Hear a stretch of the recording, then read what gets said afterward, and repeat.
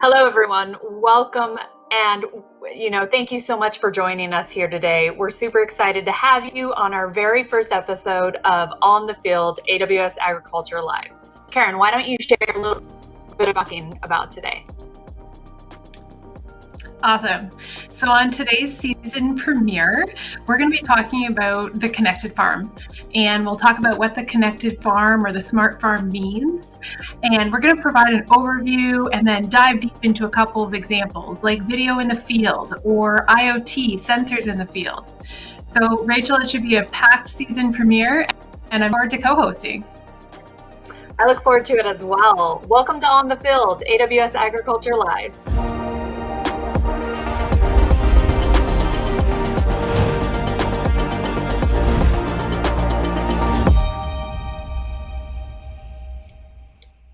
Awesome.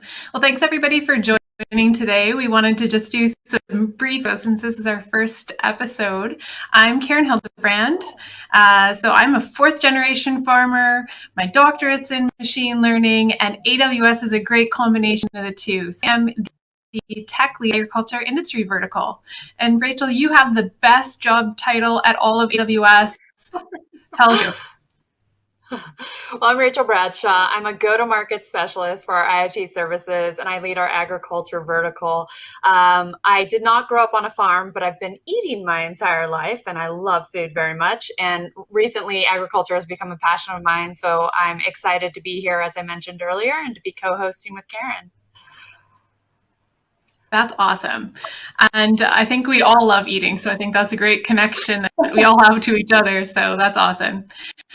So out of the episode, we hope what you get out of watching, as well as the entire series, is just insight about what's happening in other areas of the world and other parts of agriculture. We'll talk a bit about ag and emerging trends that we're seeing, and we'll really try to focus on how to get started with the technology and take what you're learning from today and help agriculture grow. Our hope is to continue to inspire you and to show you the art of the possible. So when we start thinking about what the art of the possible is, Rachel, you always surprise me with ideas of what they're building, that they're innovating, things that I've never heard of before. So do you want to get us started on that? Yeah, I think, as you and I both work at AWS, we're always interested in new tech. And, we realize the world is changing. And tech plays a pivotal role in most of our lives, regardless of what we do for a living. If you walk around, you see all these people engrossed in their phones or in their tablets or whatever it may be. And there's been this big shift with industries moving to more innovation and technology as well. And ag isn't immune to this shift. And a lot of this is actually a very good thing because with this technical change, you find more efficiencies and improvement in operations. And that's really important for agriculture because most of us are familiar with the 2050 food crisis that we face, right? We need to increase the amount of food with depleting resources, diminishing labor force, and a slew of other issues that we're dealing with, reduction in workforce, as I mentioned, depleting natural resources, diminishing arable land. So basically, how do we create more with less? And technology can really help us do that. And then another challenge on top of that is how do we do this sustainably where we're not just ruining our environment around us? And so there are a number of different ways with robotics and IoT, which we'll talk about today, that can help do this. Oh, that's awesome. I know that we talk a lot about the ways in which robotics can sustainability, whether that's, compaction on the field itself. So how can you have a smaller footprint traversing the field? We've thought about how even robotics can help with fruit harvest, detection control as it's going through the field. And then I think you were sharing as something with a robot that was actually doing. Yes, this was fascinating to me. Karen, you know me, I say this all the time. I want to work smarter, not harder. And recently I saw this robot, I was talking to a customer about this actually, where it would roam through the field and identify weeds and it would shoot like a little lightning bolt, for lack of a better term, a little bit of electricity. So it would kill the weed in a sustainable way without using chemicals. And I just thought this was super cool because it was using computer vision. It was doing this sustainably. I hate weeding. I would love this in my backyard. And it's interesting to see the innovations that are coming out. Yeah, I have been seeing a few different videos. You shared things with me about robotic scouting and what that actually looks like. And I think it's fast. Certainly, I've walked a lot of fields in and it's pretty cool to be thinking about how much land a little robot be able to cover and do much more scouting than I could necessarily do. And so I think this is a great way of thinking about how computer vision could be deployed and how much more you could know about your fields if you had a little robot like this. Right. And I think there's so much that goes into this technology that we don't realize. Not only is it just cool to see and it's doing something that a lot of us don't enjoy doing, but there's a whole slew of things that are part of this little machine. Like I mentioned, IoT, computer vision, and how does this all work? And I think that's something that we're going to discuss today, which super excited to jump into because doing this needs to be easy, right? It can't just be the tech is hard to implement because then no one's going to pick it up. But how do we do this efficiently? How do we do this easily? And is that even possible? And I think we have a guest who's going to walk us through what that means. Yeah, absolutely. We'll definitely talk about me and we'll talk about tractors in the field. So let's bring guest host Matt. Welcome. And why don't you go ahead and introduce yourself? Welcome, Sure. Matt. Thanks, Karen. Thanks, Rachel. I'm happy to be the first guest essay on this brand new season, so I appreciate that. My name is Matt Wolff. I've been working with agriculture companies for AWS for about 2 years now, so I don't have nearly the breadth that Karen does, but my father-in-law is a farmer in a small field here in Illinois, about 300 acres, and for the last handful of years during harvest season, I've had the opportunity to go out there and help run at harvest. A lot of his equipment is from the 80s or 90s, for example, so it doesn't have nearly the technology that we kind of see with the equipment that's on today. And to be clear, Well, a I'm lot of good biased. things came out of the 80s, right? Like people. Absolutely. Ab- I'm fully on board with Absolutely. that. So Matt, what I have to ask, your father-in-law's operating, what job do you get to do?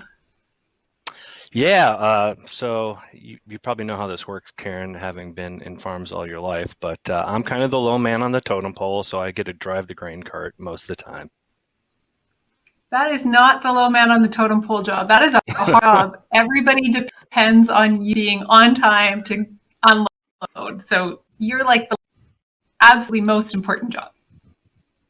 Yeah, I think it is the most important job too, but I think there's some ways that using AWS technology, we can even improve on that. So Yeah, tell me a little bit about like what that could look like. I know we've talked before in the past.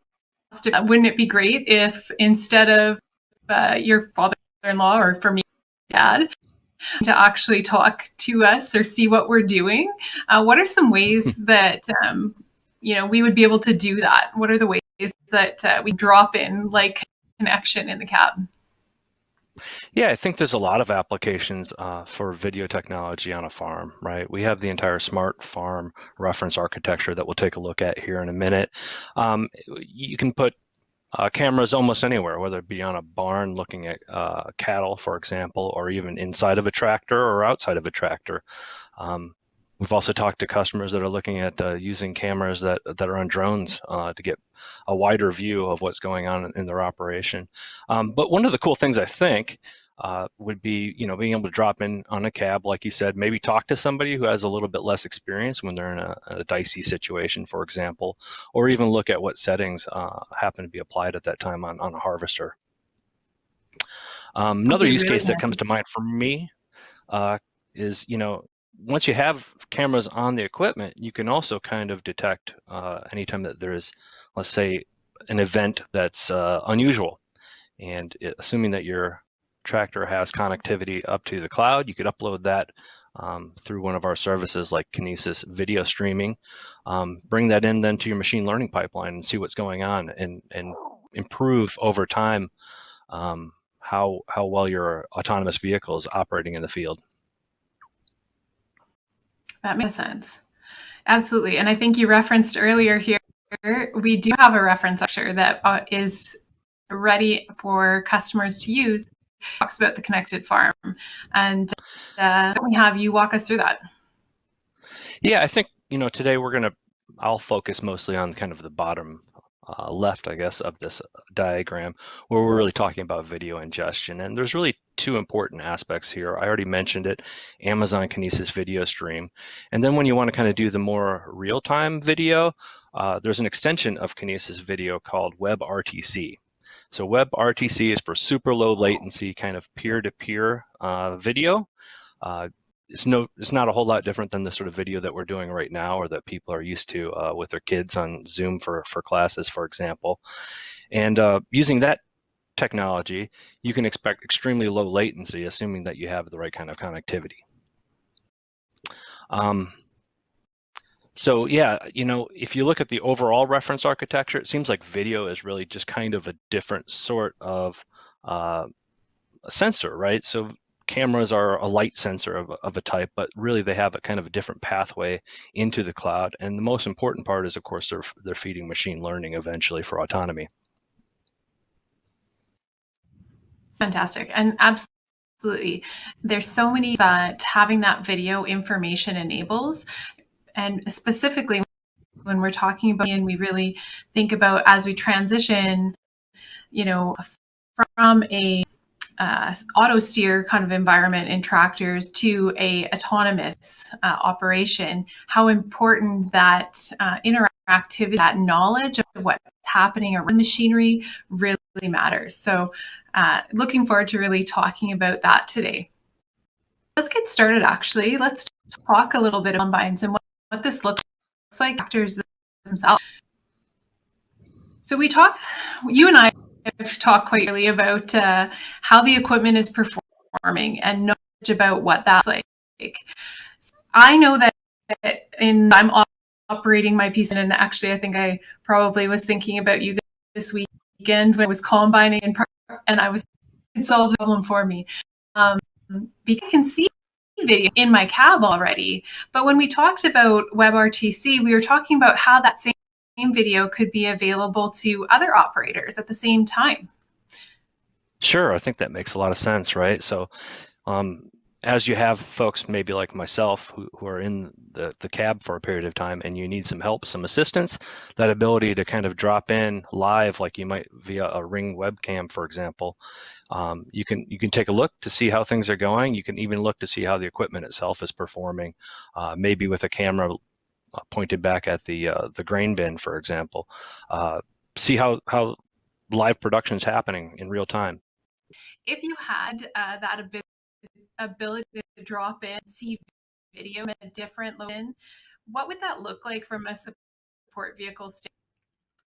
Is that something possibly do with what we see when we're thinking about able to use existing cameras on equipment and being able to coordinate that with other support vehicles? Yeah, I think that should be completely possible. Of course, it all depends on exactly what hardware you have, for example. But we do have SDKs for embedded vehicles. And assuming that the vehicle has some form of connectivity, then yeah, absolutely. Getting WebRTC session going from, let's say, the tractor to a person's cell phone, or even to a display in another vehicle should be completely possible. Absolutely. Fantastic, because I know that would solve a lot of the problems in coordinating the multi that are on the field at the same time. And that's not just multiple support vehicles. We also see the same thing, right? When there's multiple combines on the same vehicle or on the same field at the same time, and making sure that, especially as we move towards autonomy, that nation and that trust of the combines being coordinated is established. So can you talk a little bit more about kind of what does that look like as we move towards it, and especially when multiple pieces of equipment that are pretty darn expensive on the same field at the same time. Sure, yeah. So a couple of questions there. One, I think it makes a lot of sense for multiple vehicles in the field. The ability to drop in and see what's going on is going to give everyone some assurance from a safety standpoint and even from a productivity standpoint that the right things are happening.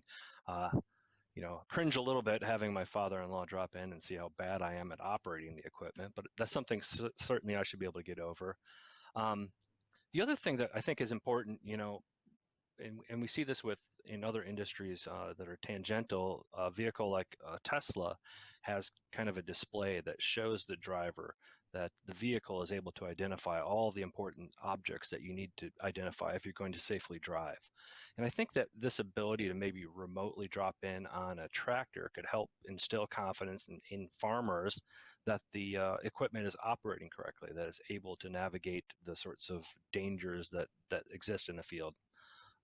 Um, Yeah, I think that makes a lot of sense, and I get you. I'm not sure I'd want to always have my dad drop in and be able to see what I was doing. However, what would be really helpful is if he's able to drop in when I'm needing to apply my settings, and especially as we get started in a different crop or in different weather conditions, it's really helpful to have somebody with more experience being able to drop in, and even if that was the equipment dealer, I think that would be a fine experience as well. Nicer to have somebody that you don't know but is an expert in operating the machine.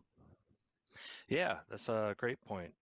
That ability to advise and to talk about settings remotely is certainly very important. WebRTC as a protocol actually does have some ability to do some command and control over that same network connection.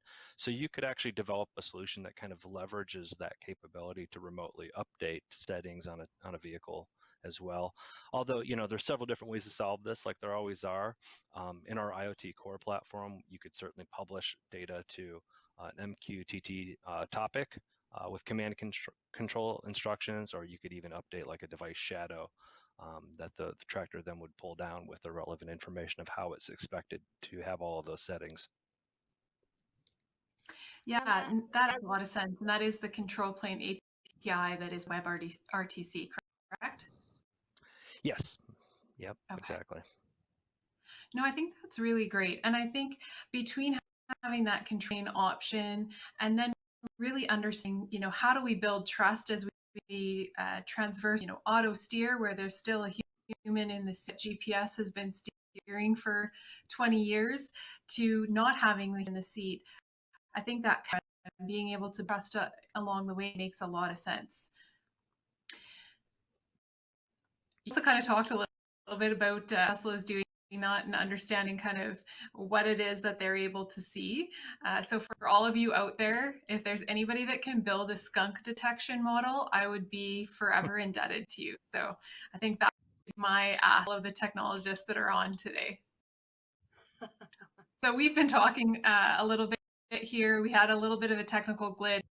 Let's check in with everybody who's with us today and take some questions. So it doesn't look like we have any questions yet, but Matt, I'll go ahead and ask you a few Sure. myself as we talk. So, as Karen pointed out earlier, in agriculture, especially when you're dealing with IoT, one of the main points of friction is connectivity. So, while all the stuff you're talking about sounds really cool, what type of connectivity do you need in order to enable this autonomy and adjusting the settings remotely? Yeah, that's a great question. So couple thoughts there for you, Rachel. One, connectivity in rural America is constantly a challenge, and it's constantly improving though too. There's hopefully promises on the horizon with things like 5G and low Earth orbit satellites. These sorts of things are coming, but realistically, today you absolutely do need to have high-speed connections if you want to do something like WebRTC and just drop in on remote video. You're going to need something like a 4G connection. Absolutely, that's going to be a must for now.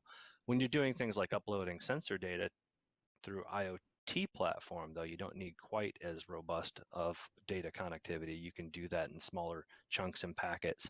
And the MQTT protocol itself has lots of different error handling capabilities to help retry when things don't work out.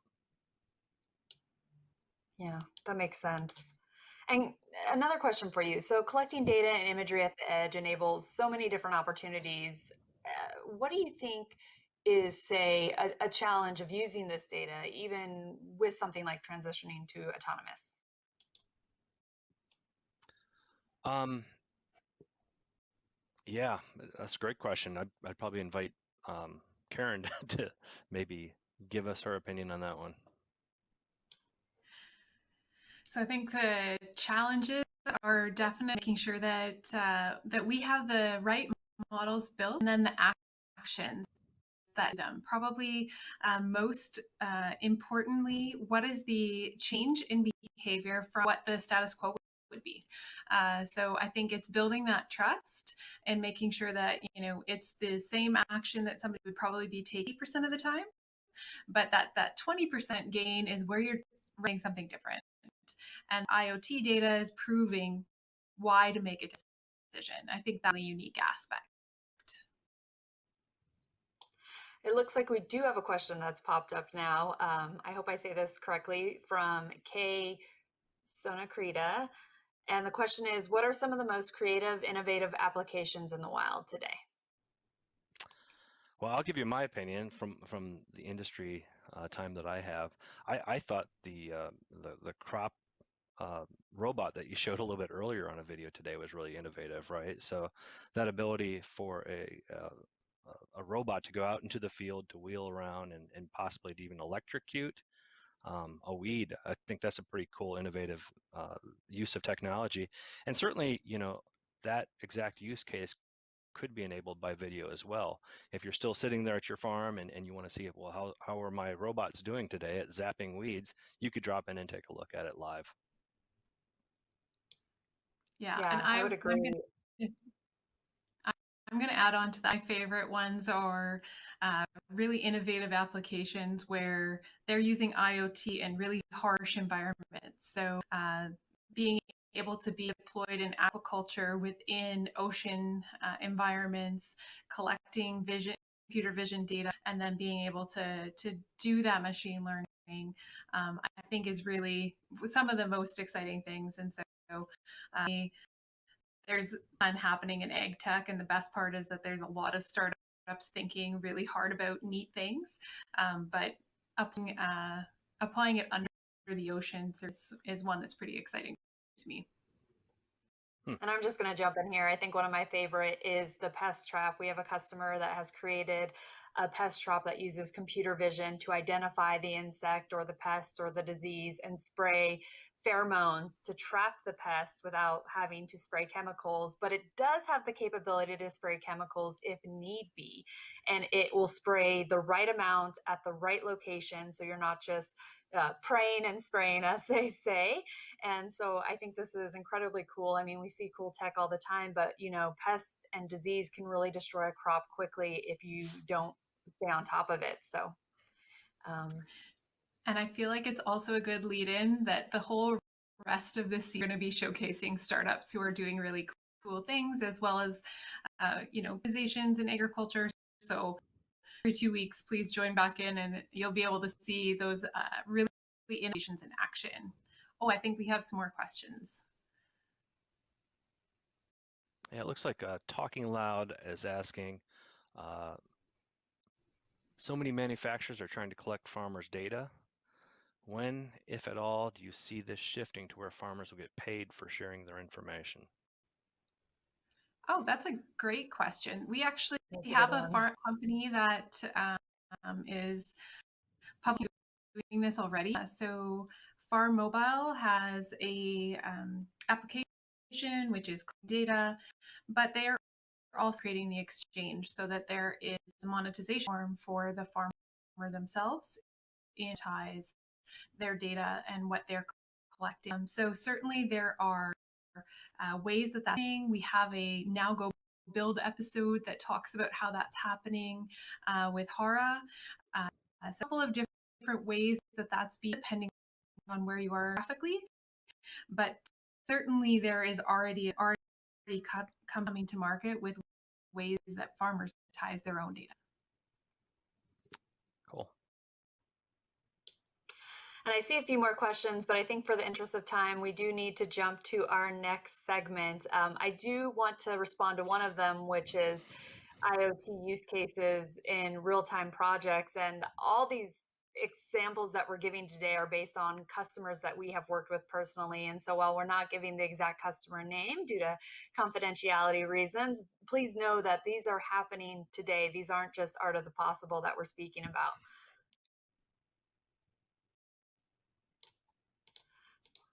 So why don't we move on? Cool. So we'll jump back in and we'll talk about some of those IoT data. I feel like this is a really great opportunity to talk. A company's sharing what their AWS and is CropX, or working on streaming weather and sensor data. And I think it's a really interesting application. Rachel's a little bit more about what they're doing. Yeah, so what's interesting about what CropX is doing is they are gathering nutrients and moisture information and temperature information of your soil, and they're able to capture that and then process it in the cloud. And we're seeing actually a number of companies, both on the soil side and the weather station side, that are leveraging our IoT services in order to do this, because as we've mentioned a number of times, connectivity isn't always consistent. And so we have services like Greengrass, and we have services like FreeRTOS that can help you bring some of the magic of the cloud down to the edge and do some pre-processing and be able to have management and analytics and durable storage right there on the edge, even when you're not always connected. And that's what we're seeing happening today. Yeah, that's really interesting. So so in that case, physical hardware that's being and in that they're able to integrate some of our key services right out on the edge. So you talked about Greengrass, but I know there's also a couple other ones, right, with FreeRTOS and AWS IoT Core. Can you tell us a little bit? I know we talked about this in the reference lecture, but as we're thinking about IoT Core, how does that move data over to Greengrass? Yeah, so AWS IoT Core is a managed cloud service that lets connected devices easily and securely interact with the cloud. And when you're working with the edge, especially in these rural environments, you can't say it enough, don't always have consistent connectivity. And so Greengrass and FreeRTOS are really intended to bring that magic, like I said, down to the edge, where you can run Lambda functions, where you can run Docker containers or do both, or execute predictions based on machine learning models right on the edge, even if you're not connected to the internet. And then when you are able to connect, you can process all your data through MQTT to AWS IoT Core. You're building and you're training your machine learning models in the cloud, but then you're deploying them back onto Greengrass and running them right there on the edge again, without necessarily needing to be connected to the cloud. And so it all works together hand in hand. And once it is an AWS IoT Core, first of all, IoT Core can support billions of devices and trillions of messages and process and route those messages to AWS endpoints and other devices reliably. But in addition, you're able to connect to over 130 AWS services so that you can run Lambda functions or use Kinesis, as Matt was talking about, or put it into a data lake like S3. There's so many things that you can do. I could go on forever, but we don't have the time. But I also think it's important to talk about the connectivity the power aspect of what Greengrass and a lot of these devices use as well. Right, Karen? Yeah. Yeah, I think one of the key things, and it goes probably back to that question about low latency and the ability for real-time data movement. It's a trade-off decision each customer may want to make as to how often they want to wake up a device from the edge and transmit data. And so that often comes down to how the function is working on the specific they may have chosen. We often see maybe a activity pattern that's just when you're actually, say, in a field versus when, say, in a milking park.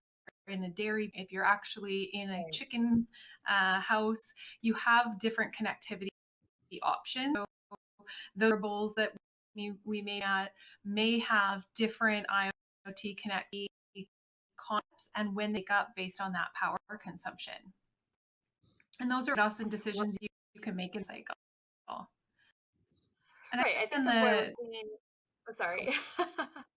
I was just going to say, I think that's why we're seeing more and more use of our IoT services, right? Because IoT is becoming more prevalent where companies, especially agriculture companies, want to understand their data better. They want to collect the data, of course, but they also want to understand it. And data is only as good as the analytics that comes out of that data.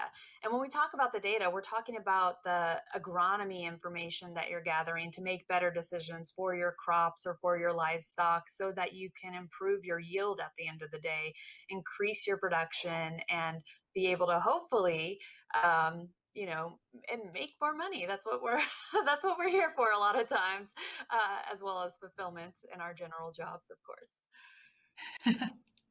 well, and in the soil sensors, I know we've talked a lot about the agronomic applications and the ways that can change, even sustainability perspective and being able to use the amount of water and the control plane with irrigation, etc. So I think that it's a pretty thing to start to sensors collect and how they can kind of change what we're doing in ways that do really make us more profitable, make farmers more profitable, but also that are able to make sure that we're sustainable well. So Matt, I know you've been working a lot with IoT customers, and so we wanted to hand over to you all of the tricks. So this episode, we pick Matt's brain for what complicated problem he needs to have to solve for us. Yeah, awesome. So this time around, I'm going to talk a little bit about some nice feature of AWS IoT. So when you actually put a device onto the IoT platform, you typically have authentication via what's called an X509 certificate, or just a certificate for most people, right? What's really cool about our platform, though, is we have a service called IoT Authentication and Authorization Service. Basically, you're able to exchange this 509 certificate for AWS credentials. And when you do that, your device can assume a role and actually use all the other AWS services. So easily, a device with a 509 certificate can use this IoT Core platform capability and be able to write data directly to an S3 bucket, for example. So you don't always have to write to a Kinesis stream, or you don't always have to write to IoT Core. You can actually take large files off of your tractor or your equipment and put them directly into S3 to begin your kind of data lake journey as well. Thanks so much for sharing that information, Matt. That was great. Now it's time to move to our Make an Impact Challenge segment, which will be a segment we feature on every episode on how you can get involved today with some actual projects. So, Karen, do you want to jump in to talk about the Make an Impact Challenge that we're speaking about today? Absolutely. So we talked a lot today IoT and the uses in agriculture. But the other thing we want to make sure that we cover is that most of the IoT applications within agriculture are geospatially aware. And it's that context, that geospatial context that really matters. And so we wanted to share a way to get involved, but also a way to learn some of the great partnerships that are occurring in the open source space around the things that are in our world today. And so I think we'll post here in the actual link to sign up. This is a hackathon, and it is a collaborative hackathon. There is a competitive hackathon component about it. I'm not going to talk about that part today. I'm only going to talk about the collaborative piece of it.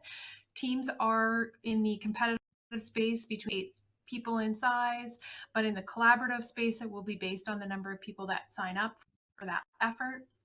And it's really focusing this time about the ongoing response to food distribution and understanding how to minimize spoil and a food channel that is able to take agriculture production, understand how it can be distributed efficiently make sure that people have the ability to apply some of those IoT and spatial skills they have.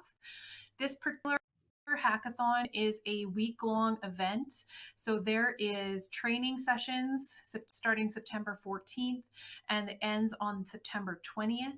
There's going to be a number of different speakers that really talk through how OLKit, for example, is used for geospatially aware and this particular hackathon is put on in collaboration between a partner of ours, 19 Labs, and Bayer Cross, a customer of ours, and they're in collaboration with a number of other organizations, as well as AWS, opportunity to hack an open source stack to make sure that you are aware of this Make an Impact challenge and that you can be involved in hands-on application for IoT and geospatial awareness that really impact the industry.